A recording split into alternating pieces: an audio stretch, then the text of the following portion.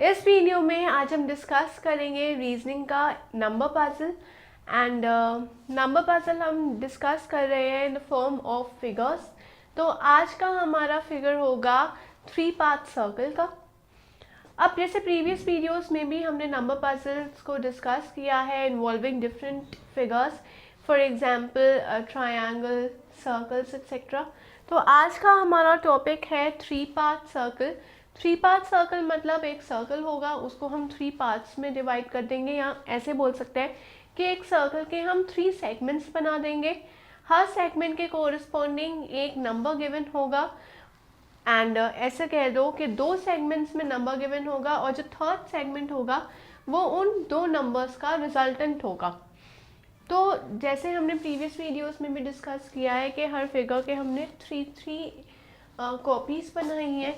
यहाँ पर भी नंबर पजल क्या है, 3 पार्ट सर्कल की, मतलब ऐसे करके हम 3 पार्ट्स में डिवाइड कर देंगे 1 2 3।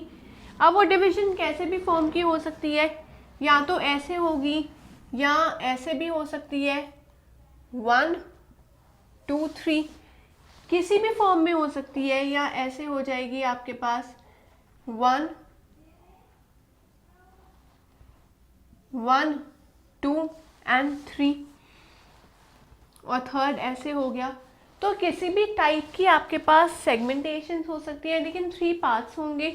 उसमें ए बी आपके पास एक कह सकते हैं कि ऑपरेशंस के लिए गिवन होगा, और जो सी होगा वो उसका रिजल्टेंट। ऐसे ही ए बी ऑपरेशंस के लिए होगा, सी उसका रिजल्टेंट होगा। हमने ये देखना है कि क्या ऑपरेशंस लग रहे हैं, क्या अरिथमेटिक एक्सप्रेशंस लग रहे हैं 2 पार्ट्स के ऊपर, जिसकी वजह से हमारे पास थर्ड जो है एक रिजल्ट के फॉर्म में आ रहा है। जैसे नंबर मिसिंग नंबर्स होते हैं, ऐसे ये भी एक मिसिंग नंबर का ही पार्ट है, लेकिन एक पजल के फॉर्म में है तो थोड़ा सा और ट्रिकी बन जाता है, क्योंकि हमें फिर फाइंड आउट करना होता है कि कौन से ऐसे 2 नंबर्स हैं जिनके ऊपर हम थोड़े से ऑपरेशंस लगा रहे हैं, जिसकी वजह से थर्ड रिजल्टेंट आ रहा है। बहुत सारे ऑपरेशंस लग सकते हैं, for example a into b is equal to सी।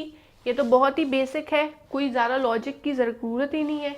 ऐसा आ सकता है a square plus b square is equal to c, या आ सकता है under root of a plus b upon 2 is equal to c, या फिर ऐसे आ सकता है a प्लस बी का whole square is equal to c, या आ सकता है a square minus b square is equal to c. तो अगर आप देख रहे हो तो ये सारे एक तरह के हमारे रूल्स हैं, राइट।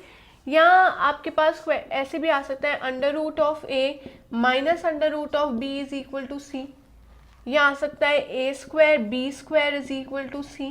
तो किसी भी फॉर्म में, ये तो एक मैंने बहुत ही इतनी बड़े एग्जाम्पल्स में से छोटे छोटे एग्जाम्पल्स निकाल के आपके सामने प्रेजेंट किए हैं। ऑपरेशंस किसी भी फॉर्म में हो सकते हैं।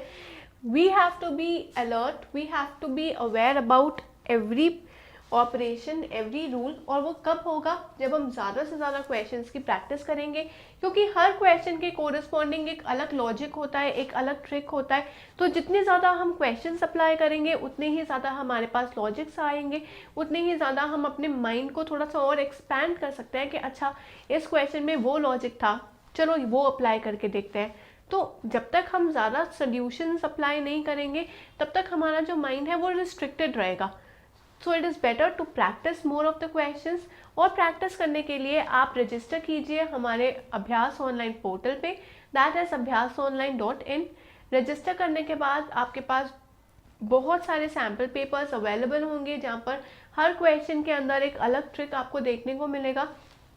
उससे आपकी जो रीजनिंग स्किल्स हैं, मैथमेटिकल स्किल्स हैं, वो और ज़्यादा स्ट्रॉन्ग होंगी। So do attempt the sample papers and as a result we will provide you the analytical report, जहाँ पर आपके स्ट्रॉन्ग और वीक कॉन्सेप्ट्स के बारे में बताया जाएगा, सो दैट आप अपने वीक कॉन्सेप्ट्स के ऊपर थोड़ा सा और इम्प्रोवाइज करके उसे भी अपने स्ट्रॉन्ग कॉन्सेप्ट्स में कन्वर्ट कर सकते हैं। तो हम बात कर रहे थे यहाँ पर 3 पार्ट सर्कल की। तो ये था थोड़ा सा एक्सप्लेनेशन, या हम बोल सकते हैं कि इंट्रोडक्शन। अब हम अपने क्वेश्चंस को सॉल्व करते हैं और देखते हैं कि कैसे क्वेश्चंस में हम ट्रिक्स अप्लाई करेंगे। So let's take a look at the first question. तो अब हम देखते हैं हमारे फर्स्ट क्वेश्चन को। फर्स्ट क्वेश्चन में हमारे पास 3 सर्कल्स दिए हुए हैं। कंसिडर करते हैं इनको as C1, C2 and C3। ये 3 सर्कल्स गिवन है। जो भी रूल या जो भी लॉजिक हमारे फर्स्ट सर्कल पे अप्लाई होगा, सेम लॉजिक नेक्स्ट 2 सर्कल्स पे होगा। तो चाहे आप इस सर्कल को कंसिडर करो, चाहे आप इस सर्कल को कंसिडर करो, लॉजिक हर सर्कल में सेम होगा। और जो भी इन दोनों में लॉजिक होगा हम थर्ड पे अप्लाई करके इस क्वेश्चन मार्क को रिप्लेस कर देंगे विद अ वैलिड नंबर। तो अब हम अगर सर्कल 1 में देखते हैं तो हम देखते हैं कि इसमें 3 सेगमेंट्स बने हुए हैं या एक सर्कल 3 पार्ट्स में डिवाइड हुआ है।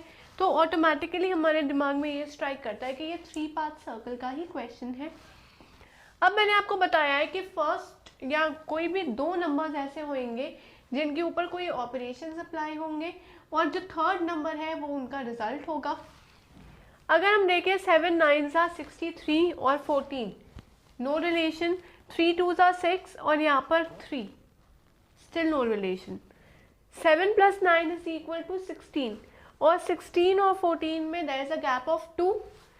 3 + 2 is 5 और 5 और 3 में there is a gap of 2। Quite possible. तो हमारा सोल्यूशन क्या आएगा? 7 + 9 = 16 एंड 16 - 2 = 14। तो 14 आ गया हमारा। ये था सर्कल 1 की कैलकुलेशन। सर्कल 2 की कैलकुलेशन करके देखते हैं तो आता है 3 + 2 = 5 एंड 5 - 2 = 3। तो क्या हो रहा है कि जो भी हमारे को इनके साथ रिजल्ट मिल रहा है 2 सब्ट्रैक्ट करके हमारा फाइनल आंसर आ रहा है। यहाँ पर भी 2 सब्ट्रैक्ट करके फाइनल आंसर आ रहा है। यहाँ पर एक क्वेश्चन मार्क लगा हुआ है। तो C3 को कैसे सॉल्व करेंगे? 6 + x = 5 और आना क्या चाहिए? 5 + 2। +2 क्यों? क्योंकि यहाँ पर 3 + 2 = 5, 14 + 2 = 6, राइट। ऐसे ही 5 + 2 = 7 और 6 + x = 7। तो x आ गया हमारा 1। तो आइए अब हम सॉल्व करते हैं क्वेश्चन को। क्वेश्चन में बोला गया है 3 7 18 2 8 12 3 9 और x। ये x की वैल्यू हमें फाइंड आउट करनी है कि क्या है। उसके लिए हम पहले मार्क करेंगे C1, C2 और C3। ये हमारे 3 सर्कल्स हैं।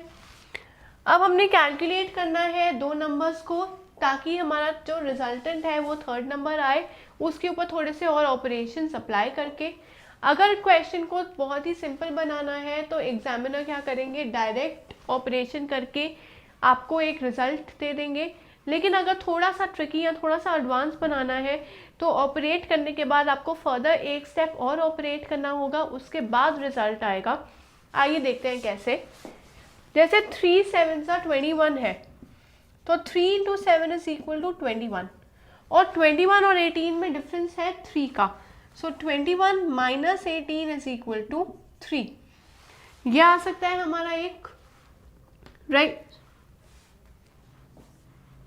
या ऐसे बोल सकते हैं 21 - 3 = 18 कि हमारा 18 जो है वो एक रिजल्ट आ जाए। ये था C1 का सोल्यूशन। देखते हैं क्या हम ये C2 पे कर सकते हैं अप्लाई कि नहीं। C2 पे है 2 × 8 = 16 एंड 16 - 3 = 13। लेकिन 13 तो 12 से एक स्टेप बड़ा है या एक नंबर बड़ा है। तो अगर हम यहाँ पर लिख दें 16 - 4 is 12, तो हो सकता है हमारा यहाँ पर 3 को सब्ट्रैक्ट किया, यहाँ पर 4 को सब्ट्रैक्ट किया, यहाँ पर हम 5 को सब्ट्रैक्ट कर सकते हैं।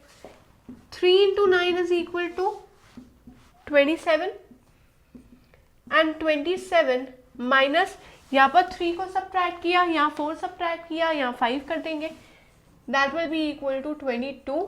तो 22 होगा हमारा रिक्वायर्ड आंसर। अगर आपने यहाँ पर नोटिस किया होगा तो हमने देखा कि 3 और 7 को मल्टीप्लाई करके 21 आया।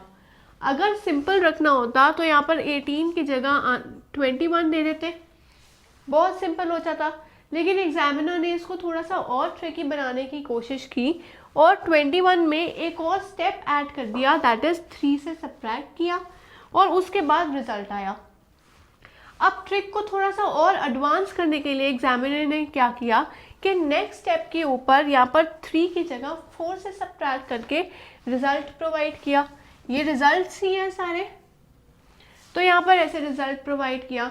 तो अगर कैंडिडेट ने इतना सॉल्व कर दिया है तो नेक्स्ट ऑटोमेटिकली स्टेप यही होगा कि 3 4 के बाद 5 से सब्ट्रैक्ट करना है, दैट इज द आंसर। तो मैंने यही कहा है that we have to be open to any kind of solution, to any kind of logic. जब तक हम अपना माइंड एक्सपैंड नहीं करेंगे, ज़्यादा से ज़्यादा लॉजिक्स का यूज़ नहीं करेंगे, तो we will be stuck somewhere और हम सॉल्व ही नहीं कर पाएंगे क्वेश्चंस को। तो इसके लिए बहुत इंपॉर्टेंट है कि हम ज़्यादा से ज़्यादा प्रैक्टिस करें, क्योंकि नंबर पजल्स जो है अगर आ गई तो वो बेसिक लेवल की भी आ सकती है और एडवांस की भी। बेसिक तो हर कोई कर लेगा सॉल्व, हमें एडवांस के लिए प्रिपेयर्ड रहना है और उसके लिए हमें बहुत प्रैक्टिस की रिक्वायरमेंट है। और प्रैक्टिस करने के लिए आप रजिस्टर कीजिए हमारे ऑनलाइन पोर्टल पे, दैट इज abhyasonline.in, और रजिस्टर करने के बाद आप सैम्पल पेपर्स अटेम्प्ट कीजिए ताकि हम आपको रिजल्ट की फॉर्म में एक प्रॉपर रिपोर्ट दे सकें जहाँ पर आपके स्ट्रॉन्ग और वीक पॉइंट्स के बारे में बताया जाएगा। जो भी आपके वीक पॉइंट्स हैं वो तभी हमारे स्ट्रॉन्ग पॉइंट्स बनेंगे जब हम ज़्यादा से ज़्यादा उनके ऊपर प्रैक्टिस करेंगे, ज़्यादा से ज़्यादा क्वेश्चंस अप्लाई करेंगे ताकि हमारे लॉजिक्स और स्ट्रॉन्ग हो जाएं, हमारे बेसिक्स और ज़्यादा स्ट्रॉन्ग हो जाएं। So I suggest you to keep learning and keep practicing and do register at abhyasonline.in.